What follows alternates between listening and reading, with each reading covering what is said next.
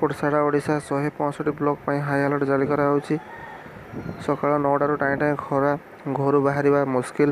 ରାସ୍ତାଘାଟ ବି ସୁନସାନ, ହାହାକା ଗାଡ଼ି ଗଡ଼ୁଛି। ଯିଏ ବି ଘରୁ ବାହାରନ୍ତୁ ନା କାହିଁକି ସାଙ୍ଗରେ ଛତା, ଜୋତା, ଓଦା ଗାମୁଛା ପକାଇ ଯିବା ଆସିବା କରନ୍ତୁ।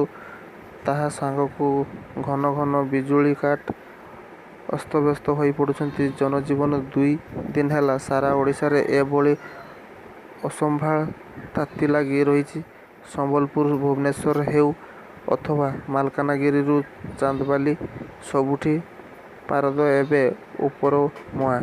ଗତକାଲି 40 ଡିଗ୍ରୀ ତଳେ ଥିବା ଉପକୂଳ ଓଡ଼ିଶାରେ ତାପମାତ୍ରା ଆଜି ରେକର୍ଡ ଭାଙ୍ଗିଛି। ଗୋଟିଏ ଦିନରେ ସବୁଠି ପାରଦ 3ରୁ 5 ଡିଗ୍ରୀ ପର୍ଯ୍ୟନ୍ତ ବଢ଼ିଛି। ଭୁବନେଶ୍ୱର ଓ ଚାନ୍ଦବାଲିରେ ତାପମାତ୍ରା 40 ଡିଗ୍ରୀ ଡେଇଁଛି।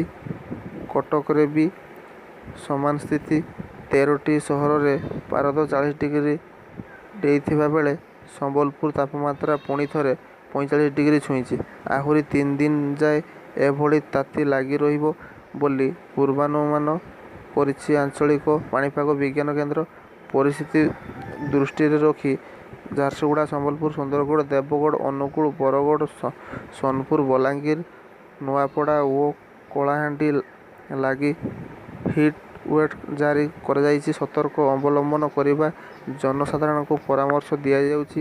ଏଥିସହ ଯେତେ ଦୂର ସମ୍ଭବ ଛାଇରେ ରହିବାକୁ କୁହାଯାଇଛି। ପ୍ରଚୁର ପାଣି ଜଳ ପିଇବା ସହ ଅପରାହ୍ନ 4ଟା ଯାଏଁ ବୟସ୍କ ଓ ପିଲାମାନେ ଘରୁ ନ ବାହାରିବାକୁ ପରାମର୍ଶ ଦିଆଯାଇଛି ପାଣିପାଗ କେନ୍ଦ୍ରରୁ। ବିଦ୍ୟୁତର ଦର ବଢ଼ିଲାଣି। ଡିଜିଟାଲ ପେମେଣ୍ଟ କଲେ ଏବେ 2% ରିହାତି ପାଇବେ। ସାଧାରଣତଃ ଉପଭୋକ୍ତା ଆଶ୍ୱସ୍ତ। ଚାଷୀ, ବାଣିଜ୍ୟ ସଂସ୍ଥା ଓ ଶିଳ୍ପ ପ୍ରତିଷ୍ଠାନ ମଧ୍ୟ ଓଡ଼ିଶାରେ ବିଦ୍ୟୁତ୍ ନିୟାମନ ଆୟୋଗ ଯେଉଁ ରାୟ ଶୁଣାଇଛନ୍ତି, ସେଥିରେ 2019-20 ବର୍ଷ ପାଇଁ କୌଣସି ବର୍ଗର ଉପଭୋକ୍ତାଙ୍କ ଲାଗି ବିଦ୍ୟୁତ୍ ଶୁଳ୍କ ବା ଦେୟ ବୃଦ୍ଧି କରାଯାଇ ନାହିଁ। ଆର୍ଥିକ ଗତ ବର୍ଷ କାର୍ଯ୍ୟ ଶୁଳ୍କ ଆଧାରରେ ଏ ବର୍ଷ ବି ଉପଭୋକ୍ତା ମାସିକ ଦେୟ ଆଦି ପ୍ରଦାନ କରିବେ। ତେବେ ଗୁରୁତ୍ୱପୂର୍ଣ୍ଣ କଥା ହେଉଛି ଯେ ଉପଭୋକ୍ତାମାନେ ଡିଜିଟାଲ ପେମେଣ୍ଟ କରିବେ ସେମାନଙ୍କୁ 1% ଦର ବଦଳରେ ଏଣିକି 2% ରିହାତି ମିଳିବ। କମିଶନ ଏବଂ ଏ ବର୍ଷ ପାଇଁ ମିଟର ଭଡ଼ା ପରିବର୍ତ୍ତନ କରିନାହାନ୍ତି ଓ ବିଦ୍ୟୁତ୍ ପରିବହନ ଦେୟ ଅପରିବର୍ତ୍ତିତ ରହିବ। 2019 ଜୁନ 1ରୁ ଏହି ନିର୍ଦ୍ଦେଶନା ଲାଗୁ ହେବ। ପ୍ରତିବର୍ଷ ଏପ୍ରିଲ 1ରୁ ନୂଆ ବିଦ୍ୟୁତ୍ ଶୁଳ୍କ ଲାଗୁ କରାଯାଏ। ଚଳିତ ବର୍ଷ ସାଧାରଣ ନିର୍ବାଚନ କାରଣରୁ ରାଜ୍ୟରେ ଆଦର୍ଶ ଅଞ୍ଚଳରେ ବିଧି ବଳବତ୍ତର ଥିବା ପରିପ୍ରେକ୍ଷୀରେ କମିଶନ ରାୟ ଶୁଣାଇଥିଲେ ବି ବିଧିବଦ୍ଧ ବିଜ୍ଞପ୍ତି ପ୍ରକାଶ ପାଇ ନଥିଲା। ଓଡ଼ିଶା ବିଦ୍ୟୁତ୍ ନିୟାମନ ଆୟୋଗ ରାୟ ଅନୁସାରେ ସାଧାରଣ ଉପଭୋକ୍ତା 50 ୟୁନିଟ୍ ପର୍ଯ୍ୟନ୍ତ ବିଦ୍ୟୁତ୍ ବ୍ୟବହାର କଲେ 2 ଟଙ୍କା 50 ପଇସା ଦେବେ। 50ରୁ 200 ୟୁନିଟ୍ ପର୍ଯ୍ୟନ୍ତ ବ୍ୟବହାର କଲେ 4 ଟଙ୍କା 30 ପଇସା। 200 ୟୁନିଟ୍ରୁ ଅଧିକ 400 ୟୁନିଟ୍ରୁ କମ୍ ବ୍ୟବହାର କଲେ 5 ଟଙ୍କା 30 ପଇସା। 400 ୟୁନିଟ୍ ଅଧିକ ବ୍ୟବହାର କଲେ ୟୁନିଟ୍ ପିଛା 5 ଟଙ୍କା 70 ପଇସା ଦେବାକୁ ପଡ଼ିବ। ରଥଯାତ୍ରା ସିଧାପ୍ରସାରଣ ସବୁ ଚ୍ୟାନେଲକୁ ଅନୁମତି ଦିଆଗଲା। ମହାପ୍ରଭୁଙ୍କ ବିଶ୍ୱପ୍ରସିଦ୍ଧ ଘୋଷଯାତ୍ରାର ସିଧାପ୍ରସାରଣର ସୁବିଧା ସମସ୍ତ ଟେଲିଭିଜନ ଚ୍ୟାନେଲକୁ ମିଳିବ। ଟିଭି ପ୍ରସାରଣ ସ୍ୱତନ୍ତ୍ର ନେଇ ସବୁଆଡ଼ୁ ବିରୋଧ ସ୍ୱର ଉଠିଥିବା ପରେ ପ୍ରବଳ ଚାପର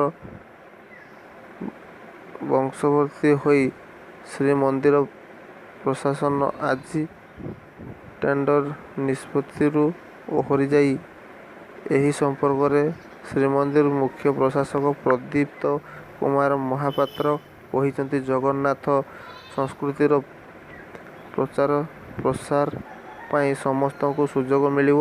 କୌଣସି ନିର୍ଦ୍ଦିଷ୍ଟ ଟିଭି ଚ୍ୟାନେଲ ନୁହେଁ, ବରଂ ସମସ୍ତ ଟିଭି ଚ୍ୟାନେଲରେ ଏହି ସୁବିଧା ପାଇବେ। ଶ୍ରୀମନ୍ଦିର ପ୍ରଶାସନ ରାଜସ୍ୱ ବୃଦ୍ଧି କରିବା ଉଦ୍ଦେଶ୍ୟରେ ସିଧା ପ୍ରସାରଣ ପାଇଁ ଟେଣ୍ଡର ଆହ୍ୱାନ କରିଥିଲା।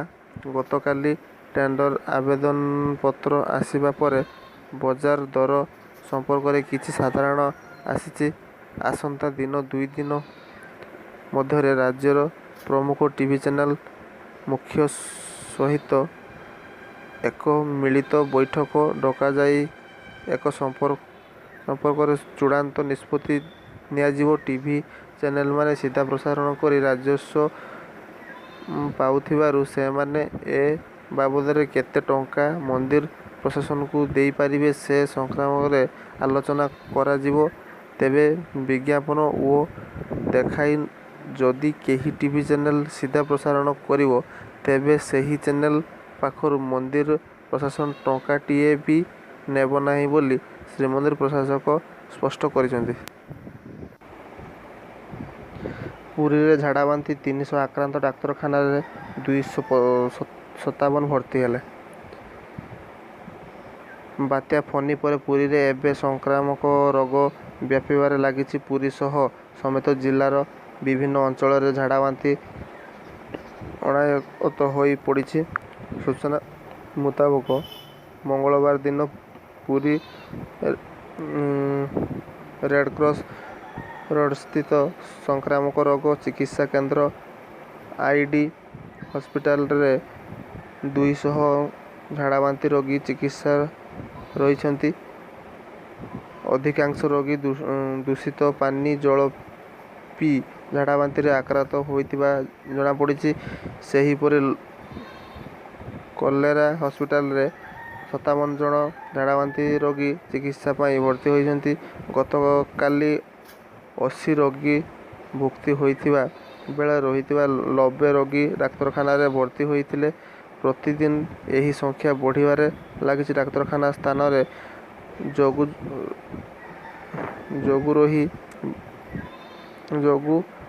ରୋଗୀ ବାରଣ୍ଡାରେ ଚିକିତ୍ସା ହେଉଛନ୍ତି। ପୁରୀ ଜିଲ୍ଲାର ସତ୍ୟବାଦୀ, କୋଣାର୍କ, ଡେଲାଙ୍ଗ, ନିମାପଡ଼ା, ପୁରୀ ସଦର, ବ୍ରହ୍ମଗିରି ଓ ପୁରୀ ସହରର ବିଭିନ୍ନ ସାହି ବସ୍ତିରୁ ଝାଡ଼ାବାନ୍ତି ରୋଗୀଙ୍କ ସୁଅ ଛୁଟିଛି। ଆକ୍ରାନ୍ତ ରୋଗୀଙ୍କ ପେଟ ମୋଡ଼ିବା ସହ ଲଗାତାର ବାନ୍ତି ହେଉଛି।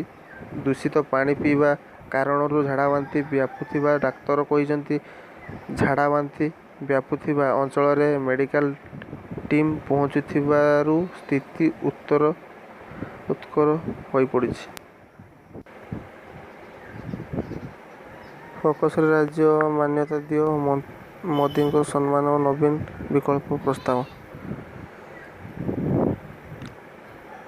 ଦାବି ପୁରୁଣା କିନ୍ତୁ ନୂଆ ଢଙ୍ଗରେ ଆଜି ମୁଖ୍ୟମନ୍ତ୍ରୀ ନବୀନ ପଟ୍ଟନାୟକ ଏହାକୁ ପ୍ରଧାନମନ୍ତ୍ରୀ ନରେନ୍ଦ୍ର ମୋଦିଙ୍କ ସାମ୍ନାରେ ଦୃଢ଼ ଭାବେ ଉପସ୍ଥାପନ କରିଛନ୍ତି। ପୂର୍ବରୁ ସ୍ୱତନ୍ତ୍ର ରାଜ୍ୟ ପାହ୍ୟା ମାନ୍ୟତା କଥା କହି ଆସୁଥିଲେ, ଆଜି ଆଉ ଟିକିଏ ସଂଶୋଧନ କରି ନବୀନ କହିଛନ୍ତି ଯେ ଯଦି କେନ୍ଦ୍ର ସରକାର ଓଡ଼ିଶାକୁ ସ୍ୱତନ୍ତ୍ର ରାଜ୍ୟ ପାହ୍ୟା ମାନ୍ୟତା ଦେଇପାରନ୍ତା, ତେବେ ଓଡ଼ିଶା ବାରମ୍ବାର ପ୍ରାକୃତିକ ବିପର୍ଯ୍ୟୟର ସାମ୍ନା କରୁଥିବା କାରଣରୁ ଏହାକୁ ସ୍ୱତନ୍ତ୍ର ଫୋକସ ରାଜ୍ୟର ମାନ୍ୟତା ଦିଆଯାଇ ସବୁ ସମୟ ପାଇଁ ନ ହେଲେ ନାହିଁ, ଅନ୍ତତଃ ଯେଉଁ ବର୍ଷ ଏଭଳି ବିପର୍ଯ୍ୟୟ ସାମ୍ନା କରୁଛି, ସେ ବର୍ଷ କେନ୍ଦ୍ର ସରକାର ଓଡ଼ିଶା ସମେତ ଅନ୍ୟ ରାଜ୍ୟଙ୍କୁ ମଧ୍ୟ ଏଭଳି ଗୁରୁତ୍ୱ ଦିଅ। କେନ୍ଦ୍ର ପ୍ରାୟୋଜିତ ଯୋଜନାରେ 90.10 ଅନୁପାତ ପାଣ୍ଠି ଆବଣ୍ଟନ କରାଯାଉ। ମୁଖ୍ୟମନ୍ତ୍ରୀ ନବୀନ ପଟ୍ଟନାୟକ ଆଜି ଦିଲ୍ଲୀରେ ପ୍ରଧାନମନ୍ତ୍ରୀ ନରେନ୍ଦ୍ର ମୋଦିଙ୍କୁ ସାକ୍ଷାତ କରି ଏହି ଢଙ୍ଗରେ ଦାବି ଉପସ୍ଥାପନ କରିଛନ୍ତି। ସ୍ୱତନ୍ତ୍ର ରାଜ୍ୟ ପାହ୍ୟା ମାନ୍ୟତାକୁ ନେଇ ସମଗ୍ର ଦେଶରେ ବିତର୍କ ଲାଗି ରହିଥିବା ବେଳେ ନବୀନଙ୍କର ଏହି ବିକଳ୍ପ ପ୍ରସ୍ତାବ ଜାତୀୟ ରାଜନୀତି ପାଇଁ ଅନେକ ଗୁରୁତ୍ୱ ରହିଛି।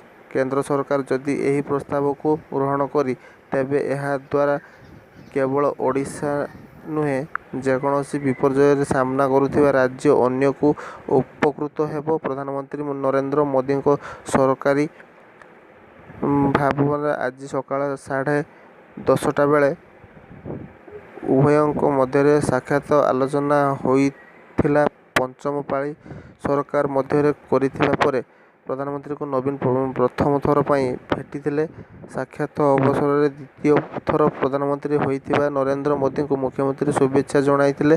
ପ୍ରଧାନମନ୍ତ୍ରୀଙ୍କ ସହିତ ନବୀନଙ୍କ 20 ଟିମ୍ ଧରି ବିଭିନ୍ନ ପ୍ରସଙ୍ଗରେ ଆଲୋଚନା ହୋଇଥିଲା। ରାଜ୍ୟ ଦାବିଗୁଡ଼ିକ ଉପରେ ବିଚାର କରାଯିବ ବୋଲି ପ୍ରଧାନମନ୍ତ୍ରୀ କହିଛନ୍ତି।